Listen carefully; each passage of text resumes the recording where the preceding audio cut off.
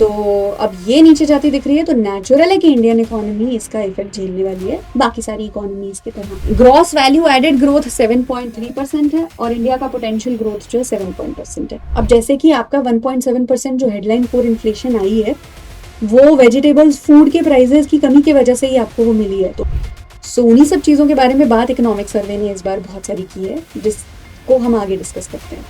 इस वीडियो में जितने सेक्टर्स हाईलाइट करके आपको मैं बता रही हूँ वो सारे सेक्टर्स इंडिया के लिए बहुत स्ट्रेटेजिकली इंपॉर्टेंट सेक्टर्स हैं। Hello and welcome to the second video of economics behind the news. इससे पहले फर्स्ट वीडियो हम ऑलरेडी कर चुके हैं जो आपको इसी चैनल के वीडियो सेक्शन में अवेलेबल हो जाएगी, तो आप इस वीडियो को देखने से पहले उस वीडियो को जरूर रेफर करें। आज के इस वीडियो में हम इकोनॉमिक्स न्यूज कवर करने वाले हैं कंसेप्चुअली एंड लॉजिकली, जो कि है 26 जनवरी से लेकर के 2 फरवरी तक की। So let's begin. स्टार्ट करने से पहले एवरीबडी सेशन को प्लीज लाइक करिए, चैनल को जरूर सब्सक्राइब करिए and do press the bell icon. Let's begin. हम स्टार्ट करते हैं पहली न्यूज के साथ। तो यहाँ पे आपको येलो कलर में सबसे ऊपर ब्रॉड में दिखाई दे रहा है न्यूज क्या है। मार्केट्स रिस्पॉन्ड कर रहे हैं and there is a shift towards the middle power assets. तो इसका मतलब ये है कि जो इन्वेस्टमेंट्स हैं वो यूएसए मार्केट से थोड़ा सा हट करके एंड मिडिल पावर मार्केट्स की तरफ जाती हुई दिखाई दे रही हैं। So let's consider the news first. जो ग्लोबल इन्वेस्टर्स हैं वो अपने फंड्स को रीएलोकेट कर रहे हैं मिडिल पावर्स में, जैसे कि कनाडा, यूरोपियन यूनियन और एशियन मार्केट्स, जिसमें हमारी इंडियन इकोनॉमी भी आ रही है। इस चीज का रीजन ये है कि यूएसए की जो इकोनॉमिक पॉलिसी है वो फॉरेन इन्वेस्टर्स को बहुत ज्यादा अनप्रिडिक्टेबल और अनसर्टेन दिखाई दे रही है। आपकी इंफॉर्मेशन के लिए, जब भी हम किसी कंट्री में इन्वेस्टमेंट के बारे में सोचते हैं तो हम ये देखते हैं कि हमें उस कंट्री में इन्वेस्टमेंट करने के ऊपर रिटर्न कितना मिल रहा है एंड उसके साथ साथ हम रिस्क प्रीमियम को भी कंसिडर करके चलते हैं। बेसिकली रिस्क प्रीमियम वो है जो आपको अनसर्टेनिटीज से बचाता है, फ्यूचर में होने वाली किसी भी अनप्रिडिक्टेबिलिटी से प्रोटेक्ट करता है। तो जब भी हम किसी कंट्री में इन्वेस्ट करने के बारे में सोचते हैं हम उस कंट्री का रिटर्न देखते हैं और उसके साथ साथ रिस्क प्रीमियम भी साथ में कंसिडर करके चलते हैं। अब यूएसए के केस में अगर रेट ऑफ रिटर्न हाई भी हो जाता है तो उसका प्रॉब्लम ये है कि रिस्क प्रीमियम बहुत ज्यादा बढ़ रहा है। यहाँ पे रिस्क प्रीमियम बहुत ज्यादा हो जाने के वजह से जो वो एक्स्ट्रा रिटर्न है, जो वो हायर रिटर्न है इन्वेस्टमेंट्स के ऊपर, उसका इफेक्ट नलीफाई होता हुआ दिखाई दे रहा है। इन्वेस्टर को इन्वेस्ट इसलिए नहीं करने का मन है क्योंकि उसको फ्यूचर में बहुत ज्यादा अनसर्टेनिटीज दिखाई दे रही हैं। बेसिकली ट्रेड पॉलिसीज को लेकर के कोई सर्टेनिटी नहीं है, रेगुलेशंस को लेकर के कोई सर्टेनिटी नहीं है, export import and trade and markets को लेकर के कोई सर्टेनिटी नहीं है। तो इस वजह से आपका जो रिस्क फैक्टर है इन्वेस्टमेंट में वो बढ़ता हुआ नजर आ रहा है। तो the investors are shifting towards middle powers, जिसमें इंडियन इकोनॉमी भी आती है। इसके इम्प्लीकेशंस ये हैं, पहला तो पोर्टफोलियो थ्योरी के ऊपर इसका असर पड़ने वाला है। जो मेजर इकोनॉमी है यूएस से, वो पॉलिटिकली और इकोनॉमिकली अगर अनसर्टेन हो जाती है तो दूसरे सेक्टर्स में इन्वेस्टमेंट करने से हमारा पोर्टफोलियो डाइवर्सिफाई हो जाएगा। कोई भी कंट्री ने अगर 4-5 कंट्रीज में अलग भी यूएसए के अलावा इन्वेस्टमेंट करके रखा है तो पोर्टफोलियो डाइवर्स होने की वजह से उनका रिस्क मिनिमम हो जाता है, क्योंकि आपको 1-2 जगह से अगर लॉस फेस करना भी पड़ गया तो बाकी जगह से आप रेवेन्यू या रिटर्न बेटर कमा करके और उस चीज को बैलेंस आउट कर सकते हैं। तो अब ये एक्स्ट्रा ऑल्टरनेटिव्स या ऑप्शंस लोग अपने लिए या कंट्रीज अपने लिए एक्सप्लोर करने की कोशिश कर रहे हैं, राइट। नेक्स्ट इसका इम्प्लीकेशन ये है कि इंटरनेशनल फाइनेंस के ऊपर इसका इफेक्ट देखने के लिए मिलेगा। तो shift in capital flows can affect exchange rates. इसका एक्सचेंज रेट के ऊपर हमें इफेक्ट देखने को मिलेगा। इंटरनेशनल ट्रेड के अंदर, इकोनॉमिक्स के अंदर हम लोग पढ़ते हैं कि जब भी कंट्री का पैसा इन्वेस्टमेंट के लिए कंट्री से बाहर जाता है या अंदर आता है तो उसका एक्सचेंज रेट के ऊपर असर पड़ता है। तो यूएसए का let's say for example capital outflows की वजह से अगर एक्सचेंज रेट बढ़ जाता है, यानी यूएसए की करेंसी कहीं ना कहीं डेप्रिशिएट कर जाती है, तो उसका असर पड़ेगा एक्सपोर्ट्स और इंपोर्ट्स पे। यूएसए के एक्सपोर्ट्स सस्ते हो जाएंगे और इंपोर्ट्स महंगे हो जाएंगे। सो एक्सपोर्ट्स सस्ते और इंपोर्ट्स महंगे होने का इफेक्ट बाकी कंट्रीज इंक्लूडिंग इंडियन इकोनॉमी के ऊपर पड़ने वाला है। इंडियन इकोनॉमी जो भी यूएसए में एक्सपोर्ट करती है उनके लिए अब वो इंपोर्ट्स एक्सपेंसिव हैं, तो वो उसकी डिमांड को कम करेंगे। वहीं पे इंडियन इकोनॉमी जो यूएसए से गुड्स एक्सपोर्ट करती है वो हमें सस्ते में अवेलेबल हो जाएंगे। तो ये कुछ इफेक्ट्स हैं जो एक्चुअली आपके कैपिटल मार्केट से आपके ट्रेड मार्केट के अंदर भी फ्लो होते हुए दिखाई देंगे। नेक्स्ट इम्प्लीकेशन है regarding the macro risk. This reflects the reduced reliance on single hegemonic economic power and rising confidence in emerging market resilience.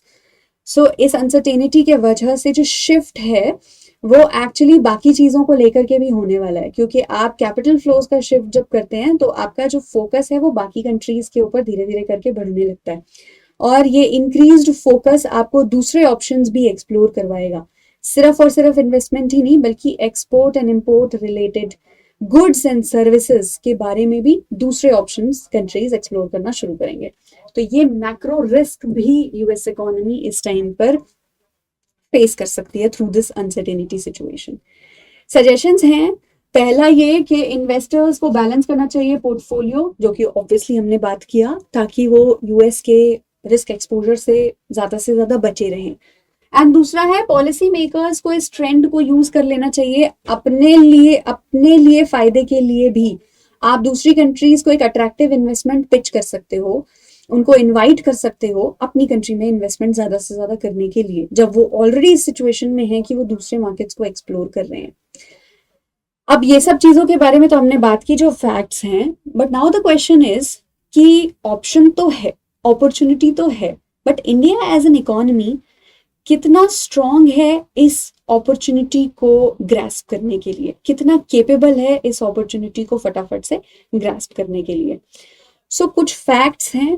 पहला तो ये है कि एफडीआई के मामले में वी आर डूइंग गुड, क्योंकि हमारा जो मैक्सिमम सेक्टर्स हैं उनमें एफडीआई ऑटोमेटिक रूट से ही बेसिकली अलाउड है, 100% तक भी कुछ कुछ सेक्टर्स में अलाउड है, कुछ स्ट्रेटेजिक सेक्टर्स जैसे डिफेंस एक्सेट्रा को छोड़ करके। बट जहां तक आपके कंप्लायंस की बात है या रेगुलेटरी प्रोसीजर्स की बात है या ईज ऑफ डूइंग बिजनेस को लेकर के बात है, तो उसमें हम कहीं लैग कर रहे हैं, क्योंकि हमारे यहाँ प्रोसीजरल डिलेज होते हैं। हम टाइम पे बेसिकली कॉन्ट्रैक्ट को वक्त पे या जल्दी पूरा नहीं कर पाते हैं, प्रोसीजर्स को प्रोटोकॉल को जल्दी जल्दी आगे नहीं बढ़ा पाते हैं, लैंड एक्विजिशन को लेकर के बहुत फॉर्मेलिटीज हैं। एंड ये सब चीज़ों को ध्यान में रखते हुए basically ease of doing business और रेगुलेशन और कंप्लायंस को ध्यान में रखते हुए ये समझ में आता है कि अपॉर्चुनिटी को ग्रास्प करने के लिए काफ़ी हद तक हम आए हैं, लेकिन और आगे जाने की ज़रूरत है। बहुत सारी चीज़ें जिनमें हमने अच्छा किया है, उसमें से एक आपका जीएसटी का इम्प्लीमेंटेशन आता है, इंसॉल्वेंसी एंड बैंकरप्सी कोड आता है, इन्फ्लेशन के फिगर्स मॉडरेट हैं जो कंट्रीज को अट्रैक्ट करेंगे, ग्रोथ के फिगर्स भी अच्छे हैं, फिस्कल डेफिसिट गवर्नमेंट ट्राई कर रही है कंटेन करने का, कंट्रोल करने का, फॉरेन एक्सचेंज का रिजर्व हमारे पास अच्छा खासा है। कंट्रीज डेमोग्राफिक्स भी देखती हैं, इंडियन इकोनॉमी में इस टाइम पे बहुत सारी यंग पॉपुलेशन है, यंग वर्क फोर्स है, वो भी एक बेसिकली आपका पॉइंट है या फैक्टर है जिससे फॉरेन कंट्रीज अट्रैक्ट होकर के आपकी कंट्री में इन्वेस्टमेंट कर सकती हैं। तो बहुत सारी चीज़ों में अच्छा है, और बेटर करना है, बहुत सारी चीज़ों में हमें काम और ज़्यादा करने की ज़रूरत है, जिसमें ईज ऑफ डूइंग बिजनेस एक आता है। ठीक है, तो ये तो हुई इन्वेस्टमेंट्स के बारे में बात। अब हम करेंगे structural context from global forecast के बारे में बात। तो ग्लोबल फोरकास्ट और सेंटिमेंट्स कुछ ऐसा बोल रहे हैं कि चीफ इकोनॉमिस्ट ये मान रहे हैं, 53% उनमें से एक्सपर्ट्स जो हैं वो ये मान रहे हैं कि इकोनॉमिक कंडीशंस 2026 में वीकन होने वाली है। इकोनॉमिक कंडीशंस गिरने की संभावना है as per 53% of the economists. Different reasons है, सबसे बड़ा एक रीजन ग्लोबल अनसर्टेनिटी का है और जियोपॉलिटिकल टेंशंस का है। तो अब इससे हमें क्या समझना है, इंडिया के लिए क्या इम्प्लीकेशंस है। सो इंडिया ने पिछले कुछ 4-5 सालों में बहुत सारे फॉरेन ट्रेड अग्रीमेंट साइन किए हैं, जिसमें से एक तो हमने अभी अग्रीमेंट साइन किया है, जिसको हमने पिछले ही हमारे वीडियो में इकोनॉमिक्स बिहाइंड द न्यूज में डिस्कस किया था। तो इंडिया फॉरेन ट्रेड अग्रीमेंट्स के थ्रू काफी बेनिफिट लेगा, which is a good thing, लेकिन जियोपॉलिटिकल टेंशन से प्रिवेंट खुद को करने के लिए हमें डोमेस्टिक लेवल पे बहुत ज्यादा प्रिपेयर होने की जरूरत है। सो उन्हीं सब चीजों के बारे में बात इकोनॉमिक सर्वे ने इस बार बहुत सारी की है, जिसको हम आगे डिस्कस करते हैं। आईएमएफ का प्रोजेक्शन है, आईएमएफ का जो वर्ल्ड इकोनॉमिक आउटलुक है उसके अकॉर्डिंगली 2026 में वर्ल्ड इकोनॉमी की जो ग्रोथ है वो 3.3 दिखाई दे रही है। और इंडियन इकोनॉमी अमंग एक फास्टेस्ट ग्रोइंग या इमर्जिंग इकोनॉमी में से एक है। So as compare to the average Indian economy का ग्रोथ परसेंटेज इज गुड, तो हम उसको बेटर मान सकते हैं। लेकिन वर्ल्ड इकोनॉमी का फिगर हमें ये दिखा रहा है कि यहाँ पे थोड़ा सा अनसर्टेनिटीज और जियोपॉलिटिकल टेंशंस की वजह से डाउनवर्ड ट्रेंड जाने वाला है, राइट। आपको जैसे यहाँ पे दिखाई दे रहा है, एक बार हम इस ग्राफ, ये जो पिक्चर है उसको देखेंगे तो आपका वर्ल्ड इकोनॉमी का जो फिगर है वो 2022 का कंपैरिजन 2024 से किया हुआ है, तो 3.5 से 2.9 जाता दिख रहा है। यूनाइटेड स्टेट्स की बात करें तो 2.1 से 1.5 जाता दिख रहा है। यूरो एरिया में 3.5 से 1.2 एंड मिडल ईस्ट और सेंट्रल एशिया में 5.6 से 3.4। इमर्जिंग और डेवलपिंग एशिया जिसमें इंडियन इकोनॉमी आएगी 4.5 से 4.8 इंप्रूवमेंट है यहाँ पे, ठीक है। लैटिन अमेरिका और कैरेबियन में 4.1 से 2.3, सब सहारन अफ्रीका में सेम ही है, 4 से 4% ही है, आपका कोई चेंज नहीं आया है। मेजर आपका जो ध्यान देने वाली चीज है वो इमर्जिंग एंड डेवलपिंग एशिया है, which has gone 4.5 से 4.8%। वर्ल्ड इकोनॉमी का भी ध्यान रखना है, 3.5 से 2.9 का प्रोजेक्शन है। यूनाइटेड स्टेट्स का भी कम है, 2.1 से 1.5 है। तो ग्रो कर रही हैं बाकी इकोनॉमीज, यहाँ पे अनसर्टेनिटीज काफी ज्यादा पनप रही हैं इस टाइम पर। ओके, नेक्स्ट है वर्ल्ड इकोनॉमिक आउटलुक के प्रोजेक्शंस। तो मतलब बेसिकली जो अभी तक हम डिस्कस कर रहे थे उसका मैक्रो इकोनॉमिक लिंक देखते हैं अब। तो पहला है एग्रीगेट डिमांड, डिमांड से related. Global demand influences export prospects and capacity utilisation in India and economy. जो भी ग्लोबल डिमांड होती है वो हर कंट्री को कितना ग्रोथ मिलने वाली है फ्यूचर में, उस चीज का बेसिकली एक आधार होती है। तो अब ये नीचे जाती दिख रही है तो नेचुरल है कि इंडियन इकोनॉमी इसका इफेक्ट झेलने वाली है बाकी सारी इकोनॉमीज की तरह। ट्रेड ग्रोथ नेक्सस, अब यहाँ पे आपका जो दूसरी कंट्रीज के साथ, बाकी इमर्जिंग इकोनॉमीज के साथ फॉरेन फ्री ट्रेड अग्रीमेंट्स हैं वो आपको बेनिफिट देंगे। और उसके अलावा आपको डोमेस्टिक लेवल पे इंडियन इकोनॉमी को इतना प्रॉस्पर करना पड़ेगा कि हमारी फॉरेन के ऊपर डिपेंडेंसी कम हो और हमारा सेल्फ रिलायंस ज्यादा से ज्यादा बढ़े। फिर आ जाते हैं यूनियन बजट के ऊपर। तो यूनियन बजट 2026-27 प्रेजेंट किया था फरवरी 1 को। 4 मेजर पिलर्स थे जिनके बारे में बात की थी, sustained growth, building capacities and inclusive growth. So कुछ सेक्टर्स हैं जिनके ऊपर ज्यादा फोकस है, जैसे आपका कैपिटल एक्सपेंडिचर का, स्ट्रेटेजिक सेक्टर के इन्वेस्टमेंट्स, टैक्स के रिफॉर्म्स और फिस्कल प्रूडेंस। मतलब बेसिकली हम फिस्कल एक्सपेंडिचर को कंटेन करने की, फिस्कल डेफिसिट को कंटेन करने के बारे में बात कर रहे हैं यहाँ पे। सो जो अभी अभी मैं आपको बोल रही थी कि सेल्फ रिलायंट होना है और उसके साथ साथ बाकी ऑप्शंस एक्सप्लोर करने हैं। तो सेल्फ रिलायंट होने के बारे में आपके यूनियन बजट और आपके इकोनॉमिक सर्वे फोकस्ड है। तो एक एक करके देखते हैं। सबसे पहले यूनियन बजट में ग्रोथ एंड एक्सपेंडिचर रिलेटेड, जो आपका टोटल एक्सपेंडिचर है अप्रोक्सीमेटली कितना देख रहे हैं हम 2026-27 के पीरियड में, उसे 53.47 लाख करोड़, 7.7% हाइयर आपके पिछले फिगर के मुकाबले में। कैपिटल एक्सपेंडिचर काफी इंपॉर्टेंट क्योंकि वो ही इंफ्रास्ट्रक्चर बिल्डिंग करके देता है हमें, तो सिग्निफिकेंटली सपोर्ट किया जाएगा उसको गवर्नमेंट के थ्रू। टोटल एक्सपेंडिचर के अंदर बहुत सारा अमाउंट उसका ऐसा होगा, ऐसा बजट का कहना है। नॉमिनल जीडीपी जिसमें इन्फ्लेशन एडजस्ट अभी नहीं की है, उसका ग्रोथ परसेंटेज अराउंड 10% अज्यूम कर रहे हैं। तो ये सब फिगर्स हैं as per union budget. Fiscal deficit और डेट के बारे में 4.3% का टारगेट सेट किया है, 4.3% का थोड़ा ही ज्यादा है। आपके फिस्कल रिस्पॉन्सिबिलिटी और बजट मैनेजमेंट एक्ट में जितना बताया गया है 3.3%, उसके कंपैरिजन में 1% अभी हम ज्यादा चल रहे हैं। एंड फिस्कल कंसोलिडेशन की तरफ ये एक अटेम्प्ट है, यस, कि खर्चा जो है वो थोड़ा सा करना है, इंफ्रास्ट्रक्चर डेवलप करना है, वेलफेयर बढ़ाना है, बट वो कंटेन्ड होना चाहिए। नहीं तो फिर हमें टैक्स इल्यूजन और फिस्कल इल्यूजन जैसे इफेक्ट्स देखने के लिए मिल जाएंगे कि अल्टीमेटली गवर्नमेंट खर्चा तो कर रही है बट वो लोगों से ही वसूल हो रहा है। जब लोग ये रियलाइज कर रहे हैं तो वो उसको उतना ज्यादा अच्छा फिर नहीं मान रहे हैं अपने लिए, ठीक है। नेक्स्ट आते हैं हम सेक्टोरल फोकस के ऊपर। तो कुछ स्ट्रेटेजिक सेक्टर्स हैं जैसे आपका semiconductors, biopharma, digital infrastructure, advanced manufacturing, इन सबको इंपॉर्टेंस दिया जा रहा है। इन सब पे फिस्कल पॉलिसी सपोर्ट काफी ज्यादा रहेगा। उसका रीजन ये है कि मैन्युफैक्चरिंग बेस को स्ट्रॉन्ग करेंगी, ये जॉब डेवलपमेंट बहुत सारा होगा, इससे सेल्फ रिलायंट हम बनेंगे, एक्सपोर्ट्स भी बेटर हो सकते हैं हमारे। ठीक है। दूसरा एमएसएमई, एग्रीकल्चर सेक्टर में सपोर्ट, ह्यूमन कैपिटल डेवलपमेंट, ये सब इंक्लूसिव ग्रोथ के अंडर आएंगे।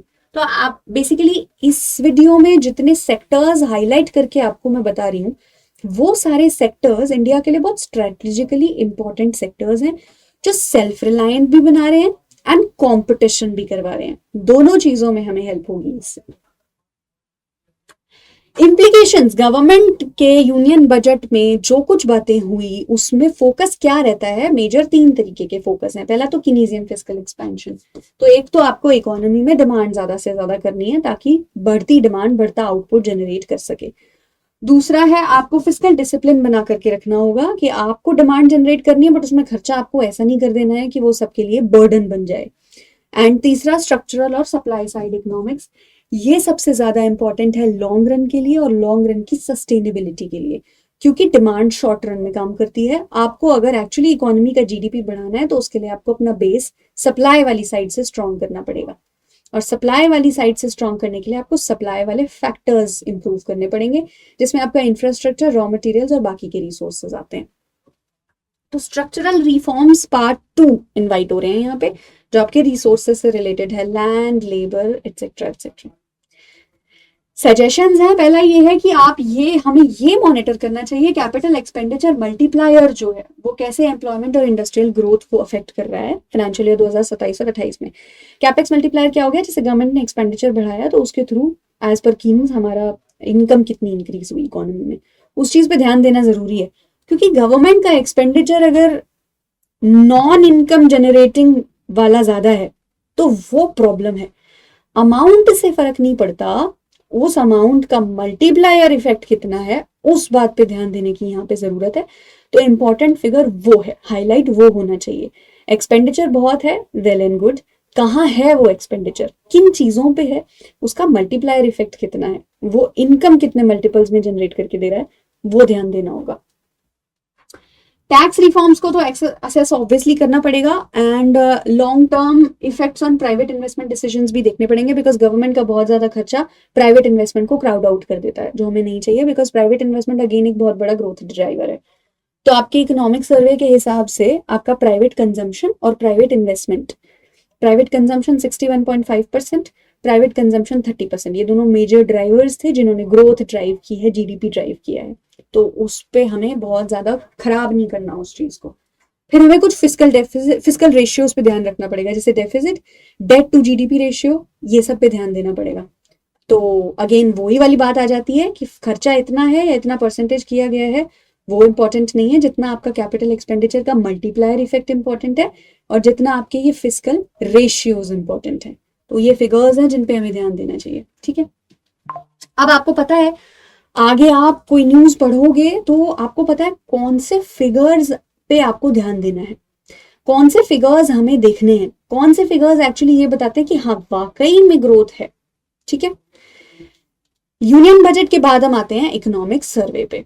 इकोनॉमिक सर्वे के कुछ फैक्ट्स पहले देख लेते हैं। तो 2000 फिस्कल फाइनेंशियल ईयर 2026 का रियल जीडीपी ग्रोथ का फर्स्ट एडवांस एस्टिमेट तो 7.4% ही है। ग्रॉस वैल्यू एडेड ग्रोथ 7.3% है, और इंडिया का पोटेंशियल ग्रोथ जो है 7% है।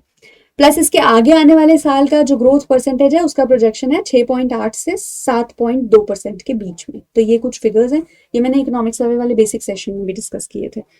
हेडलाइन इन्फ्लेशन काफी लो है। बेसिकली हेडलाइन इन्फ्लेशन वो होती है जिसमें आपके फूड और फ्यूल प्राइसेस इंक्लूडेड होते हैं। ठीक है। तो वो 1.7% है। इकोनॉमिक सर्वे के हिसाब से 1.7% आई है। कोर वाली लें जिसमें फूड और फ्यूल हटा दो तो वो 4.6% के आसपास आई है। तो इन्फ्लेशन हमारी कंट्रोल्ड है, आरबीआई के इन्फ्लेशन टारगेटिंग वाले बैंड के बीच में ही आ रही है। देन प्राइवेट कंजम्पशन में स्ट्रेंथ गेन किया। जैसे मैंने आपको बताया, कंजम्पशन और इन्वेस्टमेंट दो बहुत इंपॉर्टेंट चीजें थी जिन्होंने ग्रोथ ड्राइव की है।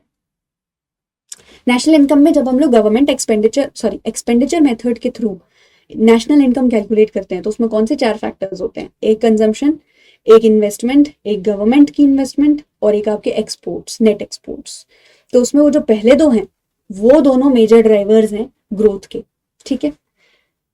Then some facts manufacturing related, तो आपका हाँ, इस जो बेसिकली हम लोग मैन्युफैक्चरिंग कर रहे हैं वो बहुत ज़्यादा टेक सेवी बनाने की कोशिश कर रहे हैं अब, क्योंकि आगे ज़माना टेक सेवी का ही है, टेक्नोलॉजी सेवी होने का ही है और डिजिटल टेक्नोलॉजी का है, तो वो सब चीज़ें इम्बाइब करने की कोशिश कर रहे हैं। सर्विसेज और मर्केंडाइज एक्सपोर्ट्स के बारे में एक्सपैंड हुए हैं काफ़ी ज़्यादा, और इंडिया का जो बेसिकली एक्सीलेंस है गुड्स और सर्विसेज के एक्सपोर्ट्स में, वो कुछ स्पेसिफिक सेक्टर्स में है। जैसे गुड्स में आपकी इंजीनियरिंग गुड्स हो गए, जेम्स एंड ज्वेलरी हो गई, एंड पेट्रोलियम, रिफाइंड पेट्रोलियम हो गया। सर्विसेज में आपके business process outsourcing, BPO services हो गई, आईटी सर्विसेज हो गई, और उसके साथ थोड़े थोड़े ट्रैवल और टूरिज्म और ट्रांसपोर्टेशन एंड कम्युनिकेशन ऑल्सो। तो ये सारे सेक्टर्स में हमारा एक्सीलेंस है, ठीक है। एग्रीकल्चर का स्टेडी सा ग्रोथ है, 4.4% की एवरेज पे दिखाई दे रहा है। फिस्कल स्टैंड तो स्ट्रांग है ही, हमें फिस्कल कंसोलिडेशन करना है, मतलब गवर्नमेंट का एक्सपेंडिचर थोड़ा कम करना पड़ेगा एंड फोकस्ड करना पड़ेगा, और जो मैंने दो बातें आपको पीछे बताई वो देखनी पड़ेगी। गवर्नमेंट के एक्सपेंडिचर का इफेक्ट मेनली रियलाइज करना पड़ेगा, कहाँ और कैसे आ रहा है, ठीक है। नॉन डेवलपमेंटल एक्सपेंडिचर कम से कम होना चाहिए, डेवलपमेंटल एक्सपेंडिचर ज्यादा से ज्यादा होना चाहिए। All right, foreign exchange buffer काफी अच्छा है हमारे पास, आई थिंक 11.9% का फॉरेन एक्सचेंज बफर है, विच इज वेरी गुड। तो वो भी फॉरेन कंट्रीज को अट्रैक्ट करता है। एक इकोनॉमी बेसिकली डेट रिडन नहीं होने वाली इतनी जल्दी, क्योंकि उसके पास अच्छा खासा बफर फॉरेन करेंसीज का रखा हुआ है, ठीक है।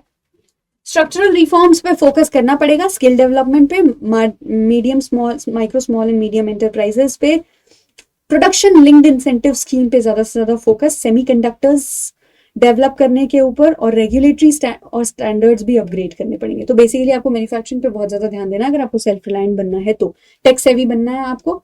और ये सेक्टर्स हैं सेमीकंडक्टर्स जैसे एमएसएमईज, जो जिन पे आपको ज्यादा ध्यान देने की जरूरत है, क्योंकि वही आपके मेन ड्राइवर्स ऑफ ग्रोथ बनेंगे, ठीक है।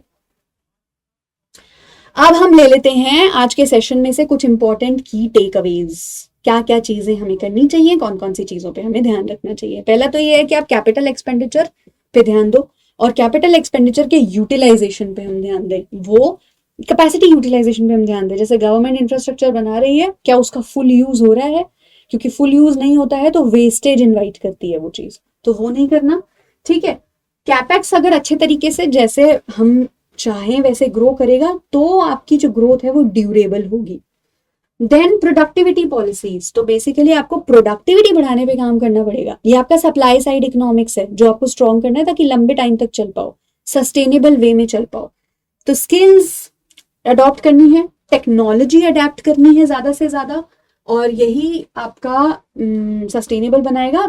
शॉर्ट रन डिमांड वाला जो फिस्कल जंप जो है, जो डिमांड बढ़ाता है, वो उतना सस्टेनेबल नहीं है जितने ये फैक्टर्स सस्टेनेबल है। Then low inflation plus growth, जैसे इन्फ्लेशन कम है ग्रोथ ज्यादा है, तो उसको बढ़िया मानते हैं हम, ठीक है। तो स्वीट स्पॉट है, लेकिन आपकी जो एनर्जी और फूड के प्राइजेस हैं वो यहाँ शॉक्स क्रिएट कर सकते हैं, तो ध्यान रखना पड़ेगा गुड्स के प्राइजेस के ऊपर, कमोडिटी के प्राइजेस के ऊपर, और मॉनसून सिग्नल्स के ऊपर। क्लाइमेट भी खराब कर सकता है चीजें। अब जैसे कि आपका 1.7% जो हेडलाइन कोर इन्फ्लेशन आई है, वो वेजिटेबल्स फूड के प्राइसेस की कमी की वजह से ही आपको वो मिली है, तो वो आगे बढ़ जाएंगे फ्यूचर में, तो प्राइसेस आपके फिर स्काई रॉकेट कर जाएंगे। तो ये बहुत वल्नरेबल है, बहुत वॉलेटाइल है ये प्राइसेस और ये इन्फ्लेशन, तो ध्यान रखना पड़ेगा। एंड ध्यान रखना ही इंपॉर्टेंट नहीं है, फिर ये सोचो कि इसके लिए फिर हम इसको कॉम्पनसेट करने के लिए फिर हम क्या मेजर्स रेडी रखें ऑलरेडी, क्या पॉलिसी मेजर्स हमारे तैयार हो ऑलरेडी, ठीक। Follow PLI and semiconductor pharma project roll outs, production linked incentive scheme के ऊपर ध्यान देना है। जो सेक्टर्स एक्सपोर्ट में भी और हमारी अपनी कंट्री को सेल्फ रिलायंट बनाने के लिए भी बहुत इंपॉर्टेंट है, जिनका मेजर शेयर है मैन्युफैक्चरिंग सेक्टर की ग्रोथ में, उनको आपको इंसेंटिव्स देने होंगे पीएलआई स्कीम के अंडर जो हम देते हैं। तो वो मतलब बेसिकली पीएलआई स्कीम को और स्ट्रेंथन करना है और फोकस्ड बनाना है। फार्मा कंपनीज, फार्मा प्रोजेक्ट्स भी रोल आउट करने हैं, इससे भी आपको एक बड़ा स्ट्रक्चरल शिफ्ट देखने को मिलेगा। Then policy should focus on value addition create करनी है, मार्केट एक्सेस चाहिए हमें, बाकी कंट्रीज का मार्केट का एक्सेस ज्यादा से ज्यादा चाहिए हमें, उसके लिए खुद को बेचना पड़ेगा हर तरीके से, टेक्नोलॉजी में भी, डिजिटल टेक्नोलॉजी में भी, गुड्स में भी, सर्विसेज में भी, क्वालिटी में भी, रेगुलेशंस में भी, कंप्लायंस में भी, एवरीथिंग इन एवरीथिंग करना पड़ेगा, ठीक है। मैकेनाइजेशन करना पड़ेगा, रूरल इनकम्स को सस्टेन, ये रूरल इनकम्स के बारे में है, ज़्यादा से ज़्यादा मार्केट एक्सेस चाहिए, वैल्यू ऐड करनी पड़ेगी, मैकेनाइजेशन करना पड़ेगा। मैकेनाइजेशन मतलब थोड़ा सा मैनुअल लेबर नहीं, एग्रीकल्चर में रूरल इनकम्स को बनाए रखने के लिए थोड़ा सा मशीन्स एंड ऑल, उसको भी थोड़ा टेक्नोलॉजी से भी बनाना पड़ेगा, ठीक है। Then monitor debt to GDP ratio, आपको डेट टू जीडीपी रेशियो देखना पड़ेगा कि जीडीपी जितना है डेट कितना प्रोपोर्शन है उसका, दैट्स इंपॉर्टेंट। और इंटरेस्ट रेट के बिल्स भी मॉनिटर करना पड़ेगा, इंटरेस्ट रेट के बिल्स में ट्रेंड क्या चल रहा है, क्योंकि हमारी बहुत सारी बोरोइंग्स जो हम ले लेते हैं जिसको फिर हम लगाते हैं इन्वेस्टमेंट में, वो तो ठीक है, बट उसका जो इंटरेस्ट हमें पे करना पड़ता है, जो ब्याज बनता है, उसके ट्रेंड्स देखो कहीं बहुत ज्यादा ऊपर तो नहीं जा रहे, क्योंकि वो सस्टेनेबल तरीका नहीं हुआ। ये बिल्कुल वैसी बात होगी कि आपने खूब पैसे जमा करे और अपने पैसों से अपने लिए गाड़ी खरीदी, और एक आपके शौक बड़े बड़े हैं, सेविंग्स आपके पास कुछ है नहीं, और आपने गाड़ी खरीद ली ईएमआई पे, अब वो लोन में आपकी सैलरी का कुछ पार्ट चला जाता है, कुछ आपके खर्चों में चला जाता है, सेविंग आपकी आज भी कुछ नहीं है, और एक आपने अपने खुद के पैसों से चीज ली, आपको एक पैसा भी लोन में नहीं लेना पड़ा, ये बिल्कुल वैसी चीज होगी। तो शुरुआत में कोई इंसान लोन ले सकता है, अगर वो, ये इकोनॉमी की बात है तो बहुत सारी हमें हर जगह से पैसा एग्रीगेट करना पड़ता है, दैट इज फाइन, लेकिन वो कम से कम हो, तरीका ऐसा हो जाए जो लॉन्ग टर्म सस्टेनेबल हो, तो आपको ज्यादा लोन की जरूरत ही ना पड़े, ना बाहर कंट्रीज से, ना अपनी कंट्री से, पब्लिक से, ठीक है।